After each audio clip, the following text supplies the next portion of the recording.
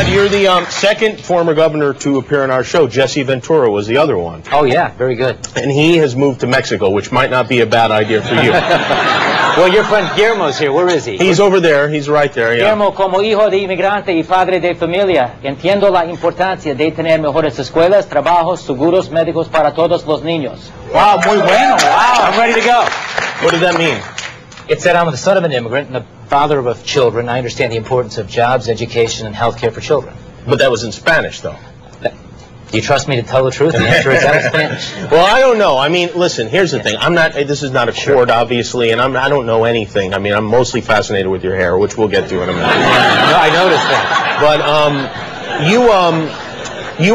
you got in trouble for, and impeached for, basically, they say you tried to sell Barack Obama's vacant Senate seat. And they got you on tape making a telephone call, which is never a good thing. And, well, let me read some of the quotes, and these are quotes from the thing, and then you can kind of just, because to me... I can set the record straight. Yeah, because to me, when I see this, I go, like, I don't know, I just go like, oh, well, busted. But you said, right. I've got this thing, and it's effing golden, and I'm just not giving it up for effing nothing. I'm not going to do it. Now, when you said thing, well, that could have meant a couple of different things. It could have meant a lot of things. Can I address this? Yeah, go ahead. There wasn't one conversation. They had taped my telephones for well over a month. There's hundreds of hours of taped conversations, hundreds of them. And these accusations that I was trying to sell the Senate seat of the president for financial gain are completely false. They're a mutilation of the truth. And the truth is in those taped conversations. Now, the irony here, Jimmy, is that the accuser, the ones who, the day they arrested me while I was locked up in a jail cell as the governor of the fifth largest state, the accuser is alleging, taking out of context, conversations from some of those tapes, out of context, then saying he was stopping a crime spree before it happened.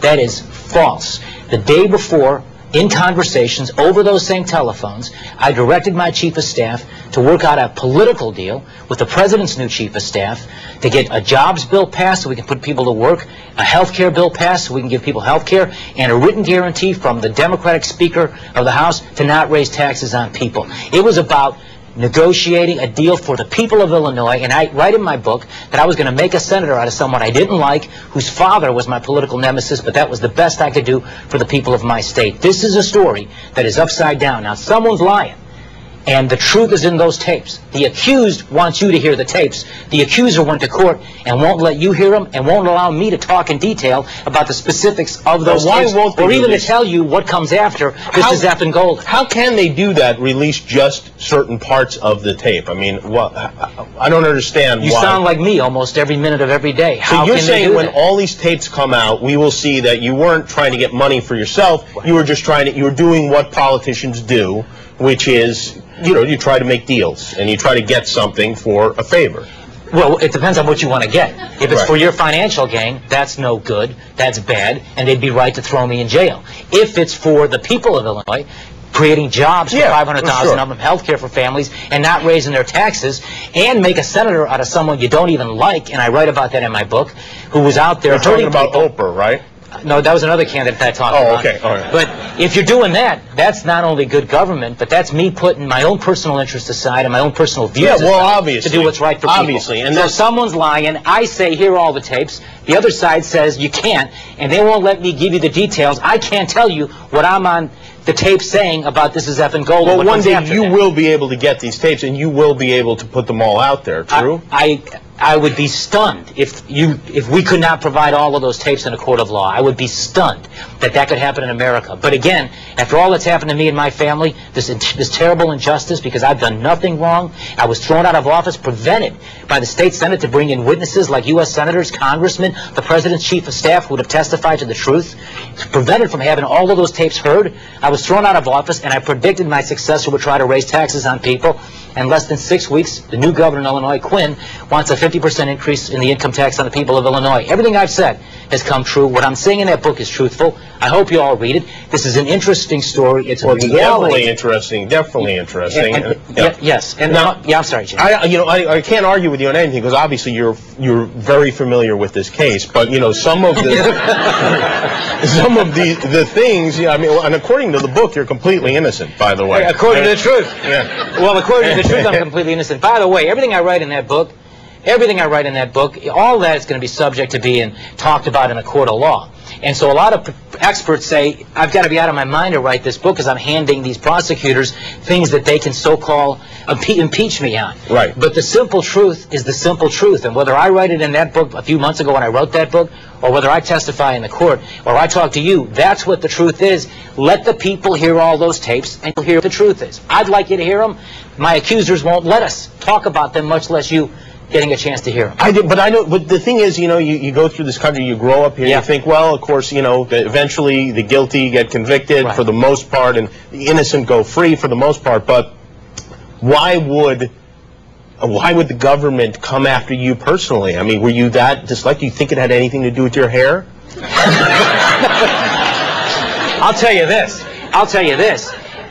Probably not, but it's more likely if they were pursuing the truth, they didn't like my hairstyle, that they would have done that than what they're accusing me of, because that is false and untrue. Can we go through your hair? Now, I have to say, looking at you up close, the hair looks a lot better than it looks on television. It's got some, body to it and everything. So you get up in the morning, you go in the shower, you wash your hair. Yeah. What happens? What's the regimen from there? How does it go? Well, it's not that complicated. I dry it. You use a blow dryer? Nope. You don't? No. Really? That happens naturally. Yeah. Yeah, it does. You do live in the Windy City, though. I live in the Windy City. Look, and do I comb my hair a lot? I confess I probably comb it more than I probably should have. However, in my defense, I grew up in the disco era. In the late 70s, where a hairbrush was an extension of your right hand, and I just got in the habit of it as a kid growing up in a big city, and those are habits that die. It's one of your hobbies. You like to brush your hair. It's not that I like to brush it, it's just that I just do it. But now, when all of this is said and done, and presuming that everything goes as you hope it will, as you expect that it will, will you run for office again? Jimmy, I'm not ruling anything out. I believe in comebacks. I talk about my immigrant father who came from Yugoslavia, Serbian, from after World War II, was a prisoner of war of the Nazis for 4 years.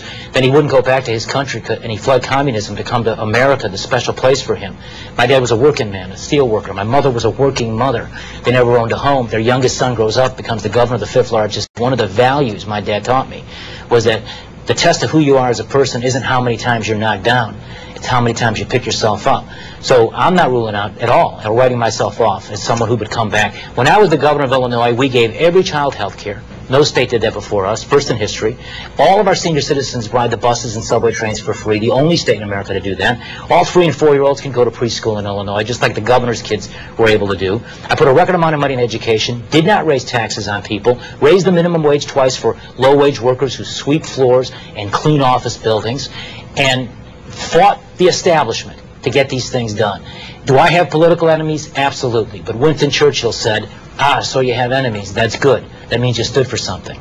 Well, obviously you have some enemies. I've got There's plenty. no doubt about that. Yeah. And Can I be your friend? I'm looking for friends, Jimmy. You're a cool guy. Well, let's see how it all works out. All right. I will say this. A couple of things you're going to want to think about. If you do happen to go to prison, you should think about which gang that you're going to join. Have you thought about that? No, I have not. Okay. You're going to have an affiliation. And I know. And the one other thing I want to ask you about, which seems, you talk about all these great things you did for the state, but this seems to me to be a major lapse in judgment, and that is trying to get on a reality show with Heidi and Spencer. What was going through your head? Well, here again, you've been hijacked from office. You lose your job for something you didn't do wrong. Mm-hmm. But still, it can't come to that. Well, Heidi maybe, but Heidi and Spencer? Well, my wife was working as a director to help the homeless, and then her job was taken away from her because of all